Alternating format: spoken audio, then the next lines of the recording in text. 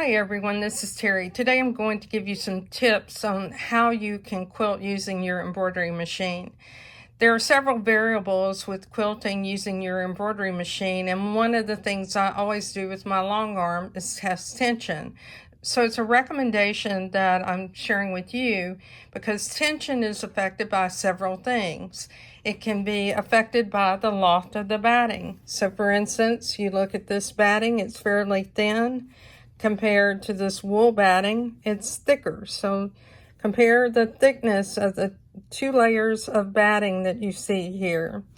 The second thing is the thread that you're using and the size of the needle.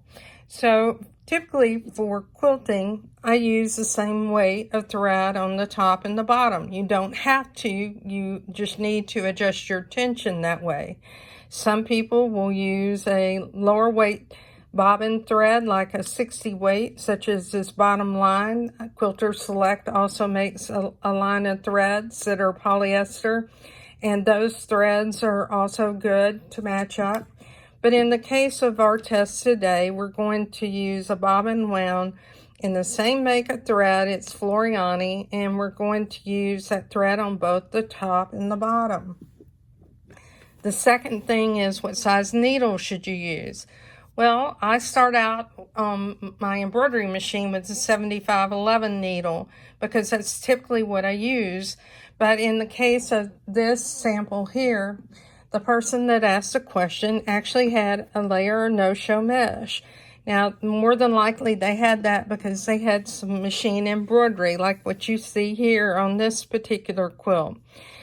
This would have had some sort of interfacing, or stabilizer for the embroidery designs because the embroidery designs need that support. But in between these layers where there's quilting, there is no-show mesh on this particular quilt. So you have to take that into consideration. We'll go to the embroidery machine and let's set up, and I'll show you how I test things out. We're going to go into my design center to create the shapes. So we'll go in and create a shape. We'll use a rectangular shape, or we can use this square, and choose OK. Now what I want to do is size this so it's smaller. So we'll go ahead and reduce the overall size of it. I want it basically the width of the hoop, but I want it to be shorter because I'm going to have 3 of these squares that are fitting inside my hoop. Let's see if we can duplicate this and if they'll all fill up the hoop. So we'll choose duplicate.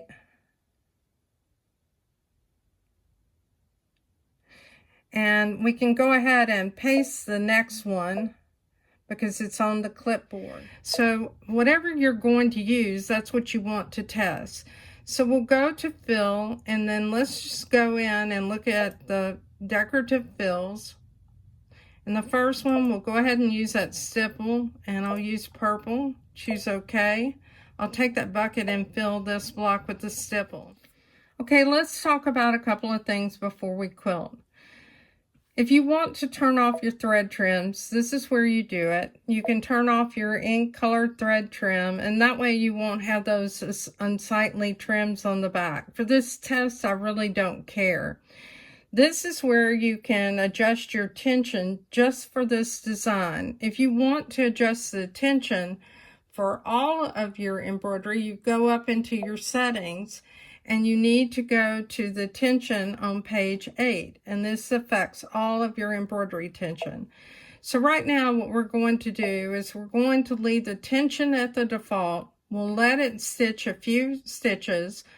We'll unhoop it and see what we have.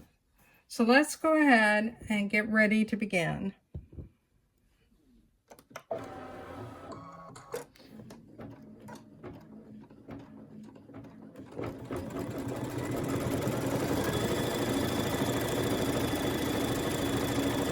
So I'm going to stop here, cut my threads,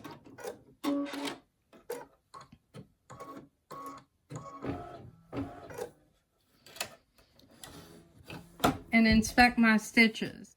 Since my top thread is being pull by my bobbin thread to the bottom, what I want to do is to increase my top tension. So I'll go into my settings and I'm going to increase it by one whole number to a tension of 6. Let's go ahead and check it with a full number change.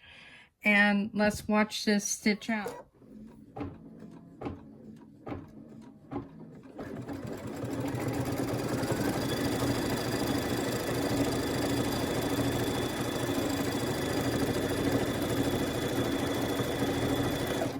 Okay, I'm going to stop it, cut my thread.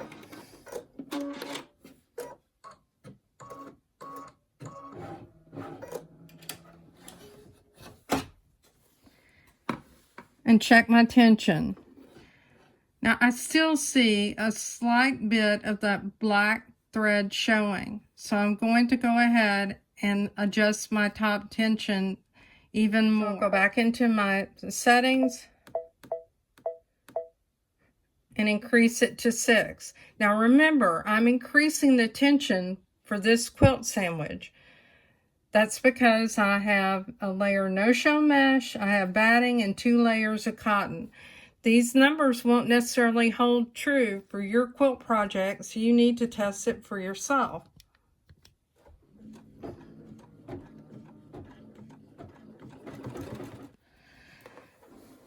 So I'll take a pin. This is a friction pin, so I need to make sure I don't use an iron with it. This is the default of 4.0. This is a tension of 5. And this was a tension of 6, I believe. Let me check my tension settings. And that's correct. So this is too high. So that number is too high. So what I need to do is I need to lower that tension setting between 5 and 6. And I'll go ahead and err on the side of caution and choose 5.4 since I don't have a 5.5, and I'll choose OK. I'll go ahead and place it back on the machine and let's stitch the next section.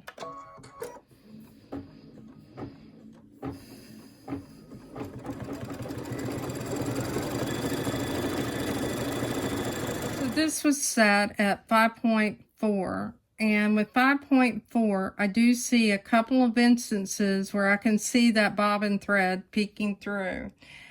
So more than likely what I need to do is use a tension setting around 5.2. So this was 5.4. And the best setting that I had using contrasting threads, which many of us would not choose, is going to be somewhere around 5 to 5.2. Let's look at the bottom. This is the default. This is 5.0. This was 6.0. And this was 5.4.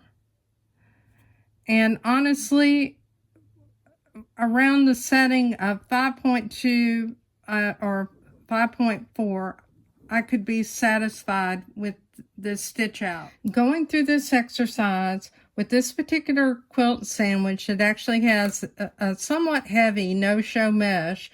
I have an 80 by 12 needle, 40 weight thread on the top and bottom, and what I'm using is a tension that is between 5 and 5.2, and I'll get desirable results. Now, typically I am not going to use contrasting threads. What this does is it tells you whether your bottom thread is laying flat or your top thread is laying flat. So what you want to do is to have something where your thread is meeting in the middle so you have a nice tension on your embroidery design. I'm Terry Maffitt. Join me in my Facebook group, Just Stitching with a Brother Luminaire. If you have any questions, I'll be happy to answer them for you there. As always, thank you and have a great day.